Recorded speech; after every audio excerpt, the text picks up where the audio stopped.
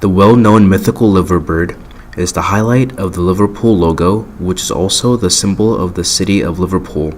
And to go along with that, sitting in the upper part of the logo, "You'll never walk alone," which is Liverpool's famous saying. Founded in 1892, Liverpool FC has been the most successful English football team, with 18 league titles, 8 League Cups, 7 FA Cups, 5 European Cups, and 3 UEFA Cups at the recording of this video. Liverpool FC was founded during a dispute between the Everton Committee and John Holding, who at the time was the club president and the owner of the land at Anfield. Eventually, Everton moved to Goodison Park in 1892, and John Holding founded Liverpool FC to play at Anfield. Originally, the club was named Everton FC and Athletic Ground Limited Company, or for short, Everton Athletic. The club was renamed to Liverpool FC in March of 1892. In the beginning, John Holding had no team to start off with, so he appointed John McKenna, who had many connections to Scottish football.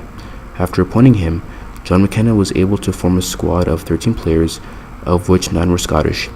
In 1893, they became a member of the Football League, and the team managed to get promoted from the second division to the first division after just one season. Soon after, Liverpool was able to become one of England's top clubs after winning league titles in 1901, 1906, 1922, and 1923. Even though Liverpool was a popular club at the time, they were not able to be consistent in their wins after World War II. In 1947, they won their 5th league title, but after that, they were relegated to the second division in 1954 because of their poor performances. But little did they know, their savior was on his way. The club hired a new manager by the name of Bill Shankly, and immediately he made some massive changes. First, he got rid of the entire first-team squad, and then he changed the club storage room and made it a coach's meeting place, and for the next 3 decades, it later on became famously known as the boot room. Although his methods were different than other coaches, it later on paid off. Because of him, Liverpool found themselves back into the first division in 1962, and they were able to win the league 2 years later. During Bill Shankly's time as manager, Liverpool was able to win 2 league titles in 1966 and 1973, 2 FA Cups in 1965 and 1974, and in 1973 they won their first UEFA Cup. In 1974, Bill Shankly decided to leave his position as manager and handed the position over to the assistant coach, Bob Paisley. Even though Liverpool was under new management, it did not stop their momentum. Under Bob Paisley's management, Liverpool was able to stay consistent with their wins.